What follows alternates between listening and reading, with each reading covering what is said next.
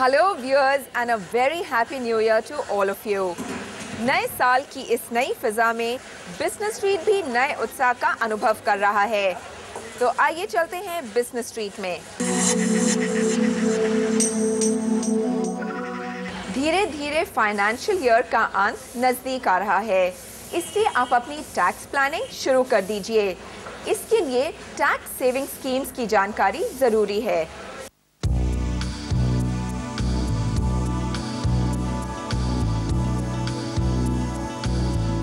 अगर आप टैक्स भरते हैं तो अपनी टैक्स प्लानिंग अभी से ही शुरू कर दीजिए।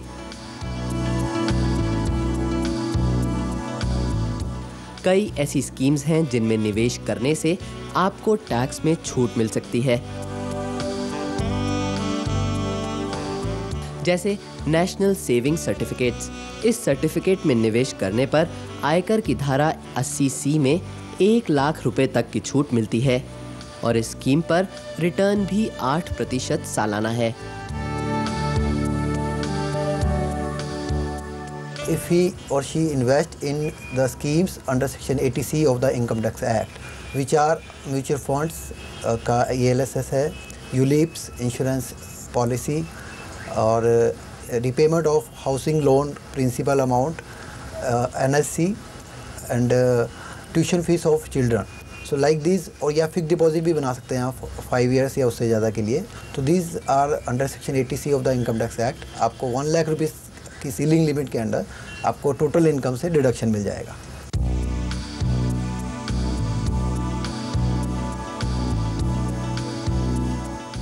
लाइफ इंश्योरेंस और यूलिप में भी निवेश कर आप 1 लाख रुपए तक की आय की छूट पा सकते हैं।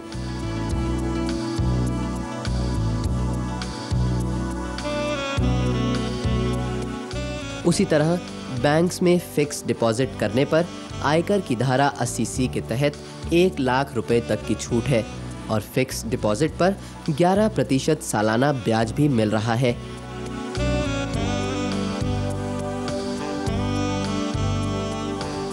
इन सब के अलावा जिन लोगों ने घर खरीदने के लिए लोन ले रखा है, उन्हें भी 80C के तहत आयकर सीमा में छूट मिलती है।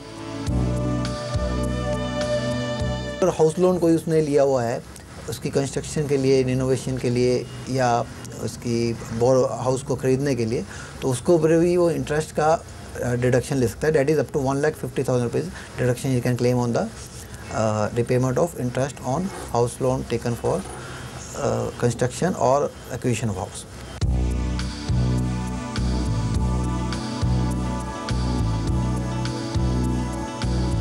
इसी तरह मेडिकल इंश्योरेंस, बच्चों की पढ़ाई का खर्च, बुजुर्ग माता पिता की देखरेख पर होने वाले खर्च पर भी आयकर सीमा में छूट मिलती है।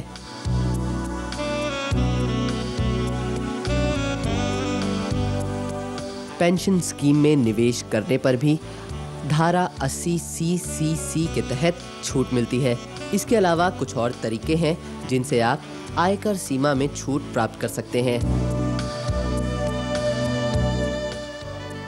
आप अपनी इन्वेस्टमेंट्स ऐसे कीजिए कि जो उसके ऊपर रिटर्न इनकम आएगी आपको, वो या तो टैक्स फ्री हो या उसके ऊपर मिनिमम टैक्स पे हो। फॉर एग्जांपल कि आप अपना पैसा अगर आप इक्विटी मार्केट में इन्वेस्ट करना चाहते हैं तो शेयर्स परचेज कर सकते हैं।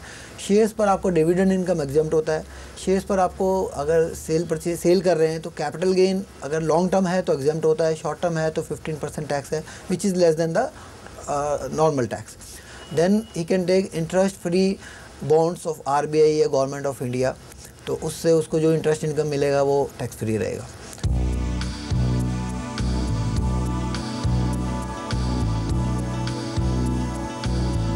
टैक्स प्लानिंग जितनी जल्दी की जाए उतना ही बढ़िया है। तो अपनी आय और अपनी आवश्यकताओं को देखते हुए इन स्कीम्स में निवेश करिए और आयकर में छूट प्राप्त कीजिए।